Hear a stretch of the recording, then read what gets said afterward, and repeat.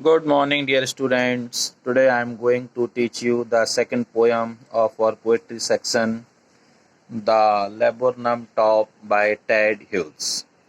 प्रिय छात्रों, आज मैं आपको दूसरी पोयम पढ़ाने जा रहा हूँ, जिस पोयम का टाइटल है द लेबरमन टॉप और इसके पोएट हैं टेड ह्यूज।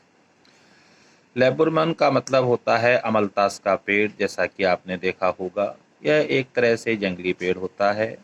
इसमें पीले रंग के फूल खिलते हैं और फल के रूप में लंबे लंबे इसमें फल आते हैं। So in this poem I want to tell you something about this poem. इस पोयम में मैं आपको कुछ बताना चाहता हूँ। Before reading the poem I want to tell you something about this poem. इस पोयम को पढ़ाने से पहले मैं आपको इस पोयम के बारे में कुछ बताना चाहता हूँ। इस पोयम में पोएट हमको बताता है कि एक अमलतास का पेड़ है। There is a laburnum tree and there is always silence in this tree. इस पेड़ पर अक्सर जो है वो शांति रहती है, खामोशी छाई रहती है।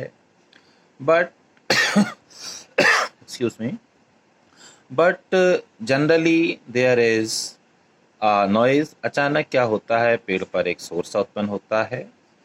एक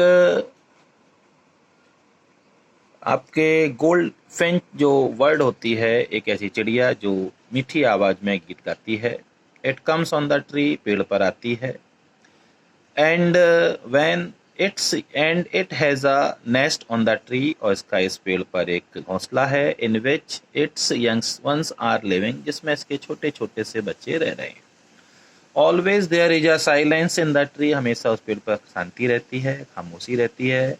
but as soon as the mother reach there, और जैसे ही माँ यहाँ पर पहुँचती है, the young one start chirping noisily, जो बच्चे होते हैं वो तेज आवाज में शोर करने लगते हैं। Then the goldfinch goes into her nest, feeds the children, घोंसले में जाती है, बच्चों को खिलाती है। And then once again went away from there, और एक बार फिर से वहाँ से चली जाती है to bring some food for her children, अपने बच्चों के लिए कुछ खाना लाने के लिए, खाने की तलाश में फिर से चली जाती है। So once again there is a silence, फिर से वहाँ पर खामोशी छा जाती है। तो इन दिस पोयम में इस प्रकार की बात बताई गई है। Now let us read the poem stanza wise. चलिए अब हम पोयम को स्टेंजा वाइज पढ़ते हैं। The laburnum top is silent quite still, अमलतास का जो पेड़ है उस पर पूरी तरह से शांति छाई हुई है।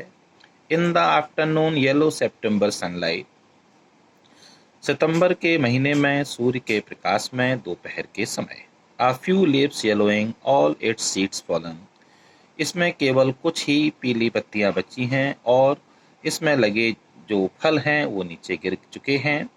Till the gold Finch comes with a twittering chirp, और उसी समय गोल्ड फिंच जो एक गीत गाने वाली छोटी सी चिड़िया होती है वो वहाँ पर आती है चहचहाते हुए।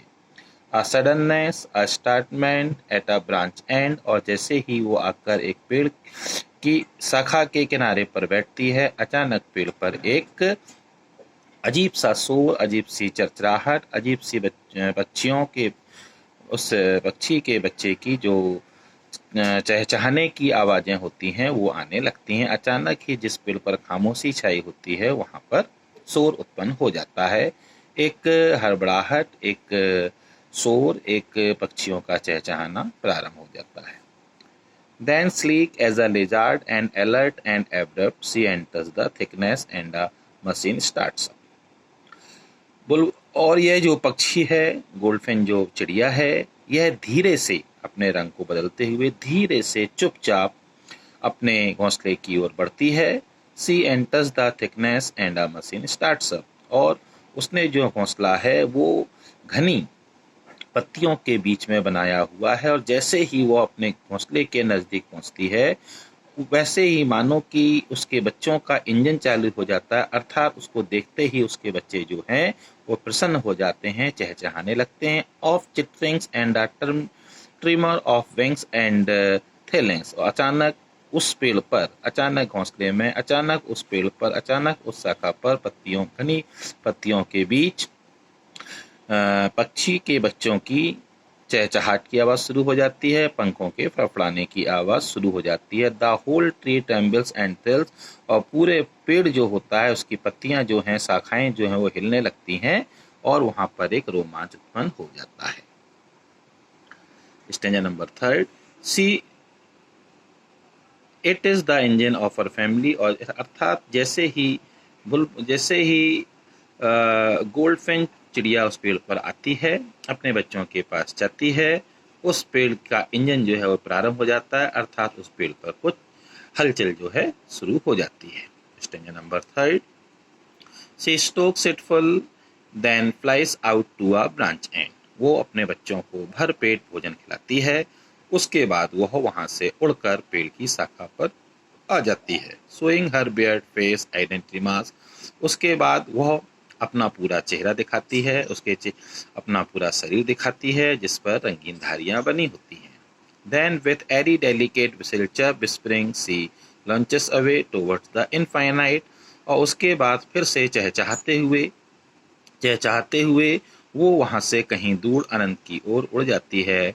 And the laburnum subsides to empty, और फिर से ऐसा लगता है जैसे कि मलतास का जो पेड़ है वो खाली हो गया है, वहाँ पर फिर से खामोशी छा जाती है, फिर से वहाँ पर चुप्पी छा जाती है।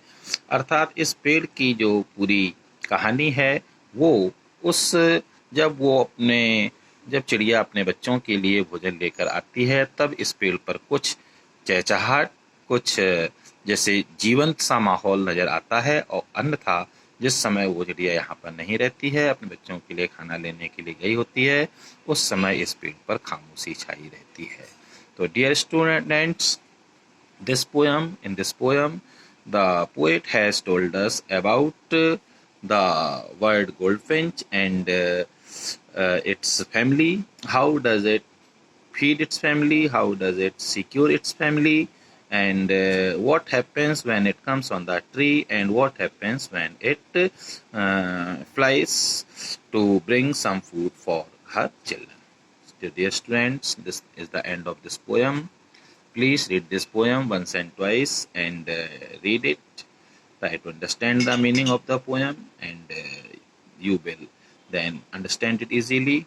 Have a nice day. Bye bye.